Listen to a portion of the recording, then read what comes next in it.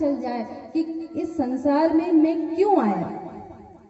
क्या मात्र सांसारिक रिश्ते निभाने?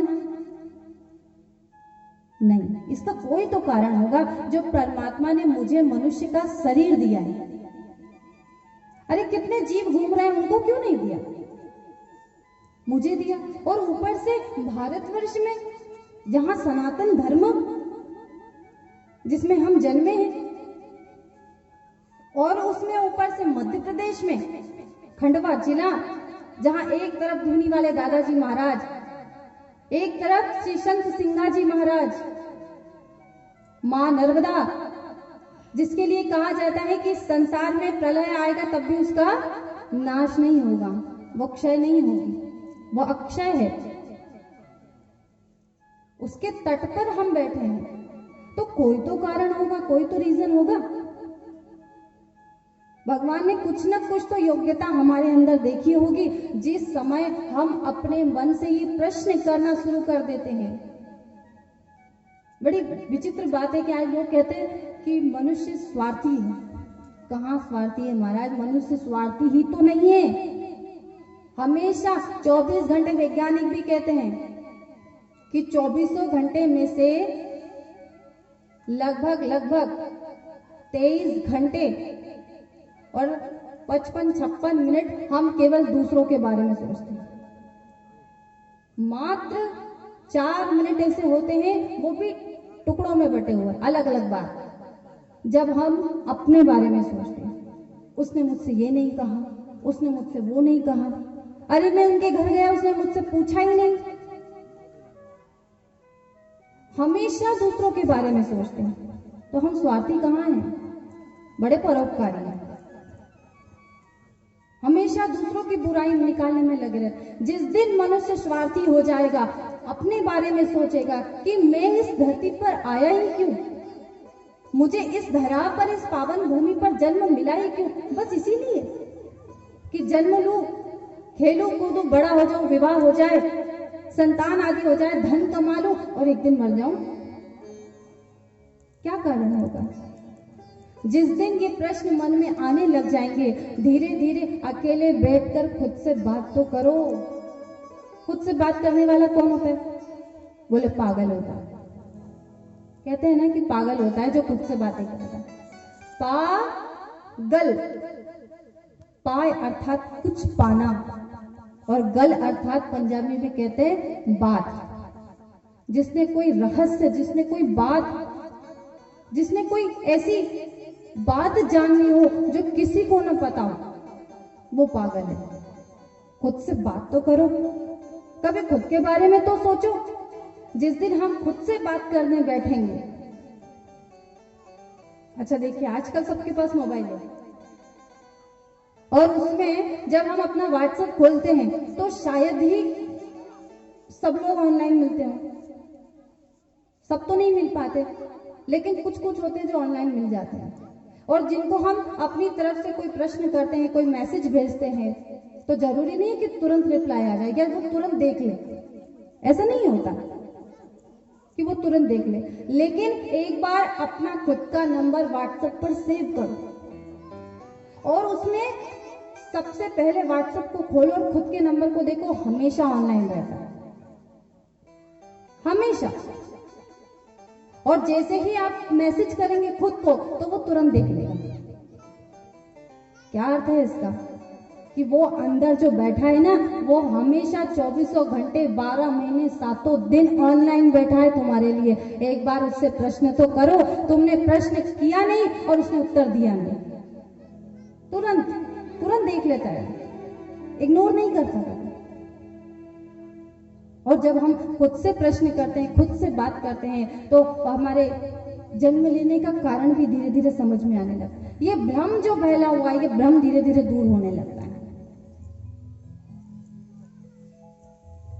हम हैं सगुण, हमें भूख लगती है, प्यास लगती है, सर्दी लगती है, गर्मी लगती है, सब लगता है। हम हैं सगुण, लेकिन कभी कभी हम भ्रम में पड़ के निर्गुण की पूजा करते हैं। ये बड़ी विचित्र बात है कि जो सगुण है वो निर्गुण को पूज रहा है। मन के भाव को समझो तो बिना समझे ही हम पूजा करते हैं। जब मन के भाव को समझेंगे कि अगर मैं सबको, मुझे भूख लगती है, मुझे धूप लगती है, मुझे सर्दी लगती है, गर्मी लगती है, मुझे सुख और दुख का आभास होता है, तो जिसको मैं भजूं वो भी सगुण ही है। लेकिन जो अपने आप को निर्गुण माने कि मात्र ये शरीर है, इस शरीर का धर्म है कि इसको दर्द हो, इसको धूप लगे, भूख लगे, ये शरीर का धर्म है। मैं तो मात्र आत्मा हूं, मैं निर्गुण हूं और मुझे इस संसार के किसी भी संबंध से कोई मतलब नहीं, इस संसार की किसी निंदा से कोई मतलब नहीं। और सच में अगर उसे न हो तो उसे निर्गुण की पूजा करनी चाहिए।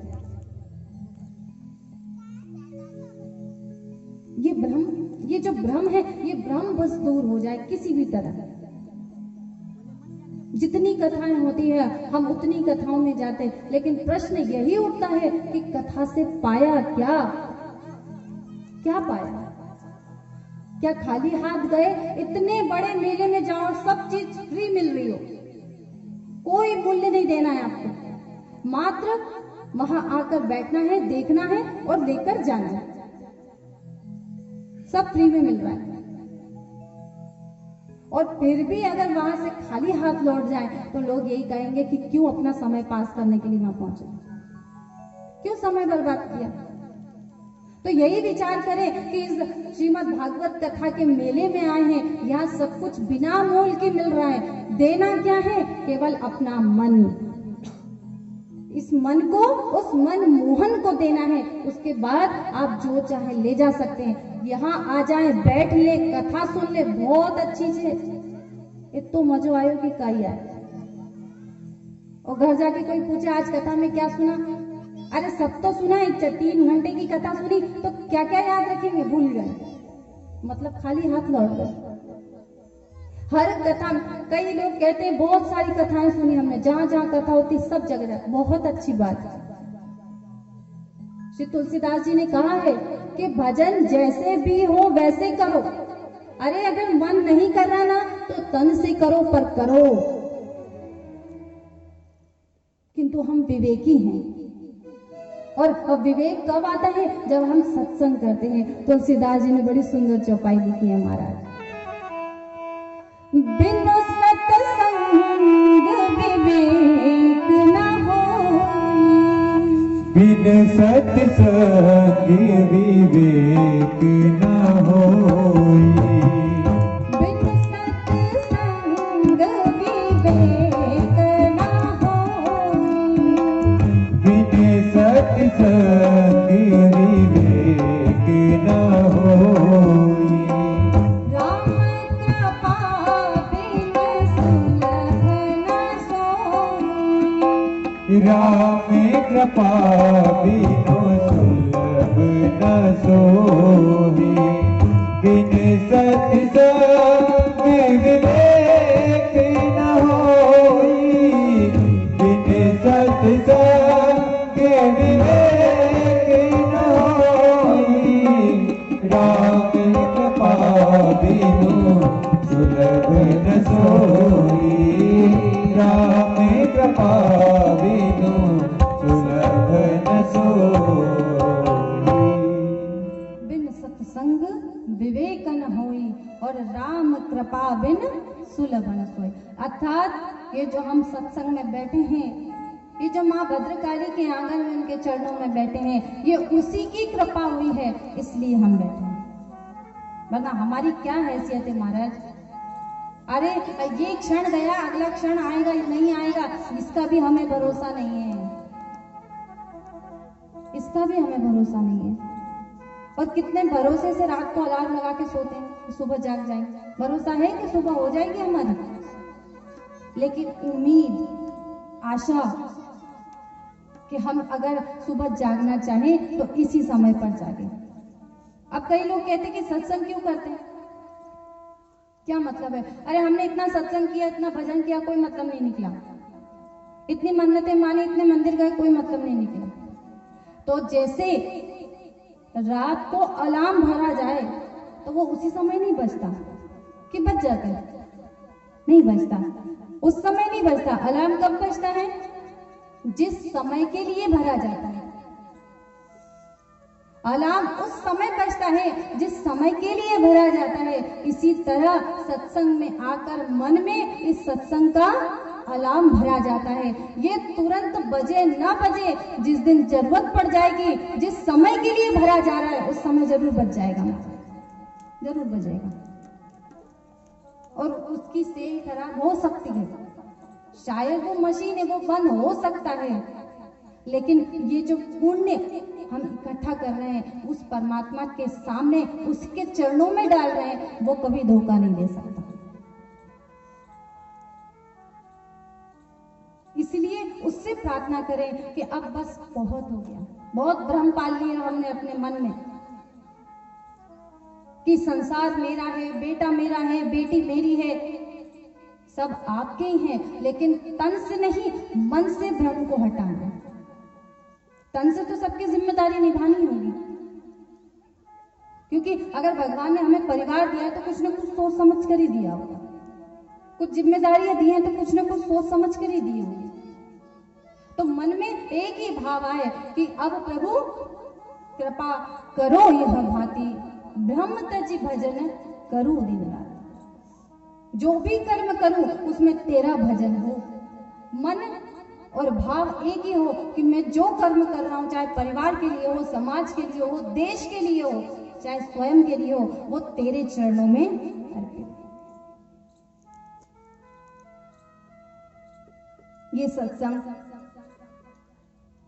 कैसे आरंभ हुआ? नारद जी से भी, जब नारद जी ने प्रश्न किया था सौनकादिक 88,000 ऋषियों, सनक सनंदन सनातन कुमार से, तो कहा कि नारद तुम सत्संग करो। सत्संग कैसे? तो श्रीमद् भागवत कथा को कथा नहीं सत्संग कहा गया है। आप इस सत्संग में आकर बैठ गए तो समझो कि भगवान के सानिध्य में आकर बैठ गए। कौन प्रभु, कौन वो पूर्ण ब्रह्म परमात्मा, कभी विचार करें उस पर, जो एक छोटे से पत्ते पर लेटा हुआ है, छोटा सा बाल मुकुंद है, अपने पैर के अंगूठे को मुख में धारण किए हुए है, चारों ओर जल ही जल भरा हुआ है, और उसकी इतनी सुंदर छवि, इसको देखकर कामदेव भी मोहित हो जाए। और वो सगुण भी है और निर्गुण भी है, साकार भी है और निराकार भी है। हम सबकी मंजिल एक ही है, चाहे रास्ते अलग अलग क्यों ना हो। कोई देवी को पूजता है, कोई कृष्ण को पूजता है, कोई शिव को पूजता है, कोई हनुमान को पूजता है, लेकिन जब हम अपने अपने रास्तों पर सही दिशा में चलते जाते हैं तो अंत में एक ही मंजिल है, वो है पूर्ण ब्रह्म परमात्मा। उसमें हम सब जाकर विलीन हो जाते हैं, जिसके लिए कहा गया है श्रीमद् भागवत कथा का प्रथम श्लोक। यहाँ पर व्यास जी महाराज ने प्रथम श्लोक में संपूर्ण भागवत का सार तत्व लिख दिया कि संपूर्ण भागवत किसके लिए है और ये क्या है। जब कोई इसे सुने, इसे पढ़े, तो वो भ्रम में ना पड़े। व्यास जी ने कहा, सच्चिदानंद रूपाय विश्वोत्पत्त्यादि हेतवे तापत्रय विनाशाय श्री कृष्णाय वयं नमः।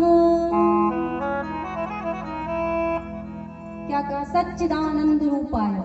सत, चित और आनंद, तीन प्रकार के भगवान के स्वरूप बताए हैं, और ये तीनों स्वरूप हमारे अंदर ही है। सत अर्थात जो सदा सत्य है, जो कभी बदलता नहीं, कभी मिथ्या नहीं होता। जैसे आज हम हैं लेकिन हम सदा नहीं रहेंगे, इसलिए हम सत्य नहीं है। लेकिन जो अंतर आत्मा है ये कभी न जन्म लेती है न मरती है। वो एक दिव्य ज्योति है जो उसके प्रकाश से प्रकाशित होकर इस धरा पर आती है और वापस उसी में जाकर मिल जाती है। चित्त अर्थात प्रकाश, और आनंद अर्थात जो उस परमात्मा को पाने में जो आनंद है वो इस संसार के सुख में नहीं है। जैसे नारद जी महाराज सत्संग करने के लिए इस धरा पर एक बार आए तो चारों ओर देखा कि जैसे द्वेष ने, ईर्ष्या ने, क्रोध ने इनने सारे धरा के मनुष्यों को जकड़ लिया है, लोभी हो गए हैं। ये देखा तो बड़े दुखी हो गए कि यहां तो सत्संग होता ही नहीं। अरे लोग सत्संग भी करते हैं तो दिखावे के लिए करते हैं। जब नारद जी ने देखा तो बड़े परेशान हो कि हे कृष्ण, हे गोविंद, ये तेरी धरा का क्या हाल हो रहा है। और नारद जी भ्रमण करते हुए पहुंचे कहां? वृंदावन। वृंदावन की धरा पर जैसे ही पहुंचे तो वहां श्री कृष्ण गोविंद हरे मुरारी का जाप करते हुए जा रहे थे। इतने में किसी ने आवाज दे दी, एक साधु क्षणम तिष्ठ, कुछ देर के लिए रुक जाइए। नारद जी ने घूम कर देखा तो एक 16 वर्ष की युवान स्त्री जिसकी गोद में 60-60 वर्ष के 2 बालक लेटे